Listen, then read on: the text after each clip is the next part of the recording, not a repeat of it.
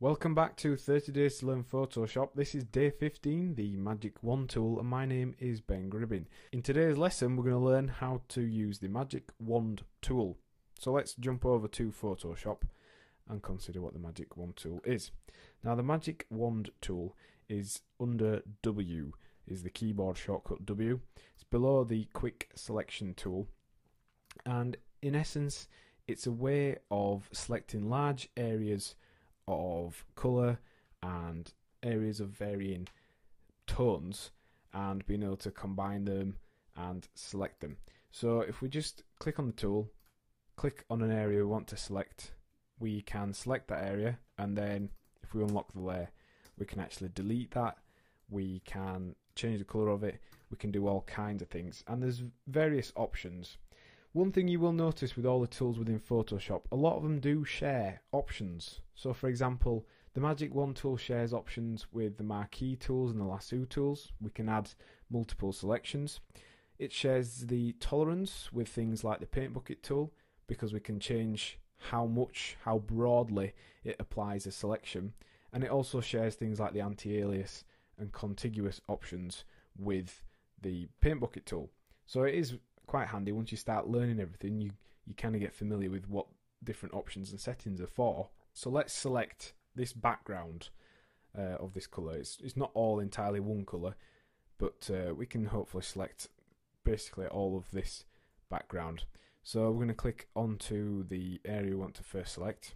Then if we were to press this button up here, which is the Add to Selection button, alternatively we can press Shift and click. We can start adding additional areas, and you can see it's basically almost selected the entire thing. So if we were to delete that now, we'd be left with our object here and also some of the shaded darker areas, which we can then just go through, manually select and completely delete using the Magic Wand tool.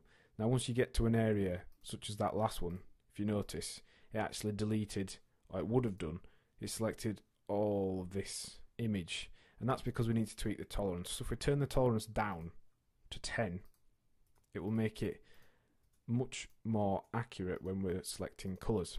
Now you will notice it's got pretty rough edges on this tool, and that's even with anti-alias on. If we were to turn this off, it would be even more noisy. You can see it looks like we've been using the dissolve blending option there.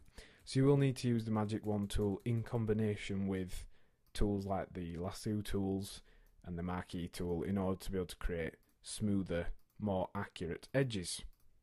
Let's just show you the contiguous option of the Magic Wand tool. If we have it on, it just selects areas that are connected to each other.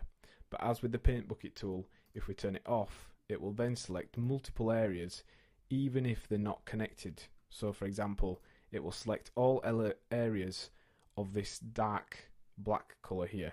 So you can see all those areas are being selected even though technically they aren't connected. So that's why you use contiguous. And anti-alias just helps you refine your selection. So you can see that's an anti-alias selection, and that is without.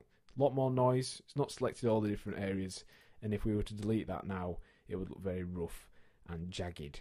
So in today's lesson, we've looked at how to use the Magic Wand tool to select large areas of colour or of an image. And your task for the lesson is to find a photograph of an image on a white background similar to the one we used, and then tweak the tolerance of the Magic Wand tool and select, then delete the entire background. Next time on 30 Days to Learn Photoshop, we'll be looking at shapes and custom shapes. Thanks for listening.